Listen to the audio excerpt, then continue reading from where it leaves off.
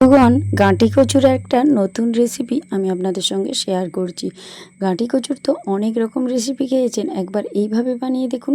মাছ মাংস সব ফেল হয়ে যাবে গাঁটি কচুর এই রেসিপির কাছে। তো নমস্কার বন্ধুরা, আমি মুনমুন কিচেনে আপনাদের সবাইকে স্বাগত। তো প্রতিদিনের মতো আজকে আবার এসেছি একটা গাঁটি কচুর রেসিপি নিয়ে। তো পুরো রেসিপিটা দেখার অনুরোধ রইল। তো প্রথমেই আমি গাঁটি কচুটা তৈরি করার জন্য একটা মশলা তৈরি করে নিচ্ছি। এই মশলাটা কিন্তু না দিলে গাঁটি কচুর রেসিপিটা পারফেক্টভাবে তৈরি হবে না। তো এখন শুকনো কড়াই বসিয়ে তার মধ্যে দিয়ে দিয়েছি 1 চামচ গোটা জিরে, 1 চামচ ধনে আর 1 চামচ দিয়ে দিয়েছি 5 ফোড়ন। এবার সমস্ত মশলাগুলো এবার শুকনো কড়ার মধ্যে নেড়ে চেড়ে একটু সুন্দর করে লাল লাল করে ভেজে নিতে হবে। যখন কড়াইটা গরম হয়ে যাবে তখন গ্যাসের ফ্লেমটা বন্ধ করে দিয়ে এভাবে অনবরত নাড়াচাড়া করবেন। এতেই দেখবেন মশলাগুলো খুব সুন্দর ভাজা হয়ে যাবে, নচেত কিন্তু এগুলো পুড়ে যেতে পারে। আর পুড়ে গেলে এই মশলার কিন্তু পারফেক্ট সেন্টটা পাবেন না আপনারা। তো এইভাবে দেখুন আমি গ্যাসের ফ্লেমটা টোটালি বন্ধ করে দিয়ে গরম কড়ার মধ্যে এইভাবে নাড়তে নাড়তেই এগুলো কিন্তু সুন্দর ভাজা হয়ে গিয়েছে। আর ভাজা হতেই দেখুন গায়ের কালারটাও চেঞ্জ হয়ে গিয়েছে। এবারে এগুলোকে তুলে আমি একটা পাত্রের মধ্যে তুলে নিয়েছি। প্রথমেই আপনাদের কাছে একটাই অনুরোধ যে আপনারা ভিডিওটা স্কিপ করবেন না। ভিডিও যদি স্কিপ করেন তাহলে পারফেক্টভাবে রেসিপিটা তৈরি হবে না। তার জন্য আপনাদের কাছে অনুরোধ, পুরো রেসিপি দেখবেন, তারপর কমেন্ট করবেন। তো এবারে কড়াইয়ের মধ্যে দিয়ে দিচ্ছি বেশ কিছুটা পরিমাণে জল। জলটা খুব তাড়াতাড়ি গরম হয়ে যাবে যেহেতু কড়াটা গরম ছিল। তো জলটা গরম হয়ে গেলে এই যে ঘাঁটি কচুগুলো, এগুলো কিন্তু আমি ভালো করে পরিষ্কার করে ধুয়ে নিয়েছিলাম। বাজার থেকে নিয়ে এসেছি, প্রচুর নোংরা থাকে।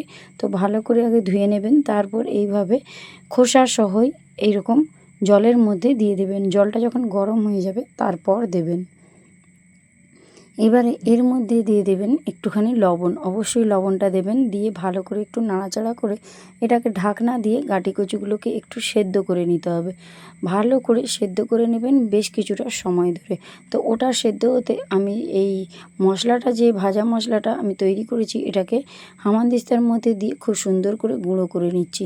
আর এটা ঠিক কীরকমভাবে গুঁড়ো করতে হবে, মানে কতটা গুঁড়ো করতে হবে, সেটাও আমি আপনাদেরকে দেখিয়ে দেবো। একদম ডাস্টভাবে গুঁড়ো করবেন না, একটু দানা দানা থাকবে, ঠিক সেইরকমভাবেই এটাকে গুঁড়ো করে নেবেন। আর গুঁড়োটা করার পর আমি আপনাদেরকে দেখিয়ে দিচ্ছি। দেখুন একটু একটু দানা রয়েছে না, এই রকমভাবেই আপনারা মশলাটা গুঁড়ো করে নেবেন। তো এটাকে এখন আমি একটা সাইডে সরিয়ে রেখে দিচ্ছি। আর এখানে দেখুন গাঁটি কচুটা আমার সম্পূর্ণ সেদ্ধ হয়ে গিয়েছে। আর সেদ্ধ হওয়ার সাথে সাথেই দেখুন খোসাগুলো কিন্তু অনেকটাই আলাদা হয়ে গিয়েছে, মানে খোসাগুলো দেখেই বুঝতে পারছেন যেন খুলে খুলে আসছে। তো এই রকমভাবেই কিন্তু সেদ্ধটা করে নেবেন। এবারে আমি একটা ছান্তা দিয়ে গাঁটি কচুগুলোকে একটা পাত্রের মধ্যে তুলে নিলাম। তো এটাকে কিন্তু ঠান্ডা করে নেবেন। তো আমি কিন্তু ঠান্ডা করে নিয়েছি। তারপর এই যে খোসাগুলো দেখুন কত সহজেই উঠে যাবে, ছাড়াতেও খুব সুবিধা। আপনারা এইভাবে সেদ্ধটা করে ছাড়িয়ে নেবেন, দেখবেন পারফেক্টভাবে এই খোসাগুলো ছাড়ানো যাবে। আর রেসিপিটা কিন্তু খেতে ভীষণ সুন্দর হয়, একদম নতুন রেসিপি। তো এখন দেখুন এইভাবে একটা আমি ছাড়িয়ে দেখিয়ে দিয়েছি, বাকি আরও একটা আমি আপনাদেরকে ছাড়িয়ে দেখাচ্ছি। তবে বাকিগুলো কিন্তু আমি অফ ক্যামেরায় ছাড়িয়ে নেব, নাহলে এই গাঁটি কচুর খোসা ছাড়াতে ছাড়াতেই ভিডিও অনেক বড় হয়ে যাবে, তখন আপনারাই দেখতে বিরক্ত বোধ হবেন। তো এখানে দেখুন একই রকমভাবে আমি এটাও কিন্তু সুন্দর করে ছাড়িয়ে নিচ্ছি। আজকে আমি যে গাঁটি কচুর রেসিপিটা শেয়ার করব, আপনারা যদি এইভাবে বানান, আমি কিন্তু কথা দিতে পারি যে এই রেসিপিটা কিন্তু সবথেকে সেরা রেসিপি হবে। মাছ মাংস ফেলেই আপনারা খাবেন, একদম 100% গ্যারেন্টি মুনমুন কিচেনের তরফ থেকে। তো এইভাবে দেখুন আমি বাকি সব গাঁটি কচুগুলোই খুব সুন্দর করে ছাড়িয়ে নিচ্ছি। অফ ক্যামেরাতে সবগুলোই ছাড়িয়ে নিয়েছি, দেখুন একটুও খোসা নেই। আর এবারে চলুন মূল রেসিপিতে প্রবেশ করা যায়। তো এখানে গ্যাসের উপর আমি একটা কড়াই বসিয়ে দিয়ে তার মধ্যে দিয়ে দিয়েছি বেশ কিছুটা পরিমাণে সরষের তেল। তেলটা খুব ভালো করে ধোঁয়া ওঠা গরম হয়ে গেলে তারপরে এইবারে যে খুন্তিটা আছে সেই খুন্তিটা দিয়ে এই তেলটাকে কড়ার চারধারে এইভাবে বুলিয়ে দেবেন। তাহলে দেখবেন যে গাঁটি কচুগুলো আমি যখন এর মধ্যে কড়াইয়ের মধ্যে দেব, তখন কিন্তু কড়াইয়ের গায়ে একটুও লেগেও যাবে না আর জড়িয়েও যাবে না। এবারে এই গাঁটি কচুগুলো আমি এখন ওই তেলের মধ্যে দিয়ে হালকা করে একটু ভেজে নেব। আর এই রেসিপিটা একদম অভিনব রেসিপি হতে চলেছে। আপনারা হয়তো আগে এভাবে কখনো রান্নাটা করেননি। আপনারা গাঁটি কচুর অনেক রকম রেসিপি খেয়েছেন এবং অনেক রকমভাবে হয়তো রান্নাও করতে জানেন। তবে আমার একান্ত অনুরোধ আপনাদের কাছে এইভাবে রান্নাটা করে দেখবেন, তারপর আমাকে কমেন্ট বক্সে কমেন্ট করবেন। রেসিপি না তৈরি করে কমেন্ট করবেন না, আগে তৈরি করে আমাকে জানাবেন যে কেমন হয়েছিল। আর আপনাদের সুন্দর সুন্দর কমেন্ট আমার পড়তে ভীষণ ভালো লাগে। আর আপনারা আমাকে যে সুন্দর সুন্দর কমেন্ট করেন এবং আমাকে যে এত ভালোবাসা দিয়েছেন, এত দূর এগিয়ে আসতে সাহায্য করেছেন, তার জন্য আমার সকল ইউটিউব বন্ধুদের অনেক অনেক ভালোবাসা, অনেক অনেক ধন্যবাদ। তো এখন দেখুন খুব সুন্দর করে গাঁটি কচুগুলোকে আমি ভেজে নিয়েছি। এবারে এগুলোকে কিন্তু আমি তুলে নেব। আর এর থেকে কিন্তু বেশি ভাজার দরকার নেই। গায়ে দেখুন একটা ভাজা ভাজা কালার এসেছে, এবারে তুলে নিচ্ছি। আর কড়ার গায়ে দেখুন একটুও লেগেও যায়নি, জড়িয়েও যায়নি। তার জন্যে আমি কিন্তু কড়ার গায়ে তেলটা বুলিয়ে দিতে বলেছিলাম। প্রত্যেকটা টিপস এবং প্রত্যেকটা উপকরণ আপনারা পরপর দেবেন যেভাবে আমি করছি, তাহলে দেখবেন রেসিপিটা সত্যিই খুবই সুন্দর হয়। তো এবারে আমি কিন্তু এই কাঁটি কচুগুলোকে তুলে নিচ্ছি একটা পাত্রের মধ্যে। দেখুন এই কচুগুলো কত সুন্দর সেদ্ধ হয়েছে, দেখেই বোঝা যাচ্ছে একদম মুখে দেওয়ার সাথে সাথেই মিলিয়ে যাবে, এতটাই সুন্দরভাবে সেদ্ধ হয়েছে। তো এবারে ওই একই কড়াইয়ের মধ্যে দিয়ে দিচ্ছি বেশ কিছুটা পরিমাণে সর্ষের তেল। আর রেসিপিটা আপনারা সর্ষের তেলেই তৈরি করবেন, তাহলে খেতে ভীষণ ভালো লাগবে। তো এবারে তেলটা খুব সুন্দর ধোঁয়া ওঠা গরম হয়ে গেলে এর মধ্যে দিয়ে দিচ্ছি কিছুটা পরিমাণে কোচানো রসুন। মানে আমি এখানে 4টে মতো রসুন কোয়া নিয়েছিলাম। সেই রসুন কোয়াগুলোকে আমি কিন্তু ঝিরিঝিরি করে কুচি করে নিয়েছি। সেই কোচানো রসুনটা দিয়ে দিয়েছি। রসুনটা ভাজা হয়ে গেলে একটা বড় সাইজের কোচানো পেঁয়াজ এখন ওই তেলের মধ্যে দিয়ে দিচ্ছি। পেঁয়াজ আর রসুনটাকে এইভাবে নাড়াচাড়া করে একটু ভেজে নিতে হবে। খুব সুন্দর করে পেঁয়াজটা একটু লালচে করে ভাজবেন, রেসিপিটা খেতে ভালো লাগবে। তো পেঁয়াজটা দেখুন একটু ভাজা হয়ে যেতে এর মধ্যে আমি দিয়ে দিচ্ছি অল্প পরিমাণে একটু লবণ। লবণ দেওয়ার কারণ এটাই যে পেঁয়াজের মধ্যে যদি লবণ দেন তাহলে দেখবেন পেঁয়াজটা খুব তাড়াতাড়ি মজে যায়। তো পেঁয়াজটা দেখুন এইভাবে লবণের মধ্যে দিয়ে নাড়াচাড়া করে নিলাম। দেখুন এতে করে পেঁয়াজটা কিন্তু খুব তাড়াতাড়ি মজে যাবে। আর এখন হয়তো দেখে আপনারা বুঝতে পারছেন পেঁয়াজটা কিন্তু খুব সুন্দর করে আমার ভাজা হয়ে গেছে, মানে একদম লালচে কালার এসে গেছে। তো এখন আমি এর মধ্যে দিয়ে দিচ্ছি 4টে মতো কাঁচা লঙ্কা আর একটা বড় সাইজের টমেটোর কোচানো টমেটো আর কাঁচা লঙ্কাটাকে তেলের মধ্যে দিয়ে আবারও নাড়াচাড়া করে ভেজে নিচ্ছি। আর এখানে যেহেতু তেলের মধ্যে আমি আগেই লবণ দিয়ে রেখেছি, টমেটো কিন্তু খুব সুন্দরভাবে গলেও যাবে। আর এবারে খুব ভালো করে নাড়াচাড়া করে ভেজে নেব। আর এই যে কাঁচা লঙ্কাগুলোর মধ্যে একটু কাট লাগিয়ে দেবেন, নাহলে কিন্তু এই কাঁচা লঙ্কা যদি গোটা গোটা দেন, কারণ যদি মিডিলে না একটু কাট লাগান তাহলে এই লঙ্কা কিন্তু ফেটে গায়ে পড়তে পারে। তো এবারে এর মধ্যে আমি কিন্তু একটু গুঁড়ো মশলা দিয়ে দিচ্ছি 1/2 চামচ হলুদের গুঁড়ো, 1/2 চামচ ধনিয়ার গুঁড়ো আর 1/2 চামচ হচ্ছে লাল লঙ্কার গুঁড়ো। গুঁড়ো লঙ্কাটা আপনারা আপনাদের যেরকম ঝাল খেতে পছন্দ করেন সেই মতো দেবেন। তো আমি এখানে কিন্তু যেহেতু কাঁচা লঙ্কা ব্যবহার করেছি তার জন্য অল্প করে একটু গুঁড়ো লঙ্কা দিলাম। আর এখন আমি দিয়ে দিচ্ছি অল্প পরিমাণে একটু আদা বাটা। সমস্ত মশলা এখন দিয়ে খুব ভালো করে মশলাটাকে কষিয়ে নিতে হবে। মশলাটা কষানোর কাছে কিন্তু রেসিপির স্বাদ অনেকাংশে নির্ভর করে। তার জন্য মশলা যত বেশি কষানো হবে রেসিপির স্বাদ কিন্তু ততটাই সুন্দর হয়।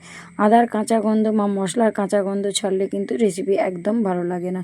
তো দেখুন আদার বাটিটা ধুয়ে অল্প পরিমাণে একটু জল দিয়ে দিয়েছি। জল দিয়ে আবারও ভালো করে মশলাটাকে কষিয়ে নিচ্ছি। যতক্ষণ না মশলা থেকে তেল ছেড়ে বেরিয়ে আসছে ততক্ষণ মশলাটাকে এইভাবেই লো টু মিডিয়াম ফ্লেমে রেখে কষিয়ে নেবেন। তো এবারে দেখুন মশলা থেকে কিন্তু সম্পূর্ণ তেল ছেড়ে দিয়েছে। এখন আমি এর মধ্যে দিয়ে দিচ্ছি টক দই। আমার কিন্তু এখানে 1 চামচ টক দই লেগেছে। তো আপনারা অবশ্যই টক দইটা দেবেন। টক দইটা দিলে দেখবেন খেতে ভীষণ ভালো লাগে। তো 1 চামচ টক দই দিয়ে ভালো করে মশলার সঙ্গে আবারও নেড়েচেড়ে কষিয়ে নিতে হবে। একবার এইভাবে রান্নাটা করবেন, খেতে ভীষণ ভালো লাগে। তো টক দইটা একটু অবশ্যই দেবেন। তো এখানে দেখুন খুব সুন্দর করে মশলাটা কষানো হয়ে যেতে এর মধ্যে দিয়ে দিলাম 1/2 বাটি পরিমাণে একটু জল। জলটা দিয়ে আবারও নাড়াচাড়া করে এবারে মশলাটাকে একটু ফুটিয়ে নেব। তো এখন দেখুন মশলাটা কিন্তু খুব সুন্দরভাবে ফুটতে শুরু করে দিয়েছে। আর এই পর্যায়ে আমি এখন খুব ভালো করে যখন ফুটে গিয়েছিল এর মধ্যে দিয়ে দিলাম সামান্য অল্প পরিমাণে একটু গরম মশলার গুঁড়ো। গরম মশলার গুঁড়োটাকে দিয়ে আবারও ভালো করে নাড়াচাড়া করে নিলাম। আর এবারে যে পরিমাণে জলটা দিয়েছিলাম দেখুন এখন কিন্তু জলটা একেবারেই অনেকটা কমে গিয়েছে। এইভাবে নাড়াচাড়া করে আগে ভালো করে মশলাটাকে কষিয়ে নিয়েছিলাম। এবারে ভেজে রাখা যে গাঁটি কচুগুলো আছে এগুলো এখন আমি ওই মশলার মধ্যে দিয়ে দিলাম। দিয়ে গাঁটি কচু সহ মশলা দিয়ে খুব ভালো করে এবার কষিয়ে নিতে হবে। এটা কিন্তু একটু সময় নিয়ে করবেন, তাহলে দেখবেন এই গাঁটি কচুগুলো যেহেতু গোটা গোটা রয়েছে আমি কিন্তু কাটিনি, তার জন্য মশলাটা খুব সুন্দর ভালো করে প্রবেশ করবে, খেতে ভীষণ ভালো লাগবে। আর গ্যাসের ফ্লেমটা লো টু মিডিয়াম ফ্লেমে রেখেই এটা কষাবেন। আর দেখুন এই গাঁটি কচুগুলো এতটাই সুন্দর সেদ্ধ হয়েছে, এটাকে আলাদা করে সেদ্ধ করার কোনো প্রয়োজনই হবে না, যেহেতু আমি এটা আগে থেকেই সেদ্ধ করে নিয়েছি। শুধু মশলার সঙ্গে খুব ভালো করে এইভাবে কষিয়ে নেবে যতক্ষণ না এইভাবে তেল ছাড়ছে। দেখুন এখন কত সুন্দর গাঁটি কচু থেকে তেল ছাড়ছে। মশলা দিয়ে কষানোর সময় দেখুন এইভাবে তেল ছেড়ে দেবে। তো যখন দেখবেন এরকম তেল ছাড়তে শুরু করেছে তখন এর মধ্যে দিয়ে দেবেন 1 বাটি মতো জল। জলটা আপনারা যে যেমন গ্রেভি খেতে পছন্দ করেন সেই অনুযায়ী জলের পরিমাণটা দেবেন। তো এখানে দেখুন যেহেতু আমি বেশি গ্রেভিটা পছন্দ করব না, যেহেতু মাখো মাখোই তরকারিটা করব, তার জন্যই আমি এখানে 1 বাটি মতোই জলটা দিয়েছি। জলটা দিয়ে কিন্তু আবারও খুব ভালো করে নাড়াচাড়া করে নিলাম। আর জলটা যখন দেবেন একটু কুসুম গরম করেই জলটা দেবেন, একদম ঠান্ডা জলটা দেবেন না, তাহলে রেসিপির স্বাদটা নষ্ট হয়ে যাবে। তো আমি এখানে একটু কুসুম গরম জলই দিয়েছি। তো জলটা দেওয়ার পর একটু ফুটিয়ে নেবেন। আর এখন একটু দিয়ে দিচ্ছি স্বাদটা ব্যালেন্স করার জন্য অল্প পরিমাণে একটু চিনি। চিনিটাকে দিয়েও কিন্তু বেশ কিছুটা সময় আমি এরকম নাড়াচাড়া করে একটু ফুটিয়ে নেব, তাহলে দেখবেন খুব সুন্দর লাগবে। আর অনেকেই আছে যে আপনারা তরকারিতে চিনি খেতে একদম পছন্দ করেন না, না পছন্দ হলে এটা স্কিপ করে দেবেন, তাতে কোনো সমস্যা নেই। তবে চিনিটা দিলে কিন্তু খেতে আরও ভালো লাগবে। তো এবারে আমি যে ভাজা মশলাটা তৈরি করে রেখেছিলাম দিয়ে দিলাম ওই ভাজা মশলাটা সবার শেষে। আগে থেকে এই মশলাটা একদম দেবেন না, এতে করে রেসিপির স্বাদ কিন্তু একদম দ্বিগুণ হয়ে যাবে। স্বাদে গন্ধে কিন্তু সারা বাড়ি ম ম করবে, এতটাই সুস্বাদু হয় এরকম একটা রেসিপি। তো এই ভাজা মশলাটা দেওয়ার পরেই দেখবেন এই রেসিপির স্বাদ দ্বিগুণ বেড়ে যাবে। তো এবারে দেখুন ভাজা মশলাটা দিয়ে একটু নাড়াচাড়া করে নিচ্ছি। আর কিন্তু এটা ফোটাবো না, ফোটালে কিন্তু এই ভাজা মশলার সেন্টটা নষ্ট হয়ে যাবে। তো আমি এখন গ্যাসের ফ্লেমটা বন্ধ করে দিয়েছি। আর এটাকে এখন দেখুন গরম গরম একটা পাত্রের মধ্যে সার্ভ করছি। দেখতে কতটা লোভনীয় হয়েছে বন্ধুরা, একবার এইভাবে গাঁটি কচুটা রান্না করে দেখবেন, আশা করছি আপনাদের খুবই ভালো লাগবে। একদম ইউনিক স্টাইলের একটি গাঁটি কচুর রেসিপি, যা মাছ মাংস সব কিছু ফেল হয়ে যাবে। রেসিপি যদি ভালো লেগে থাকে তাহলে বন্ধুদের মধ্যে প্রচুর প্রচুর শেয়ার করে দেবেন। তো আজকের মতো আসি বন্ধুরা, টাটা বাই বাই।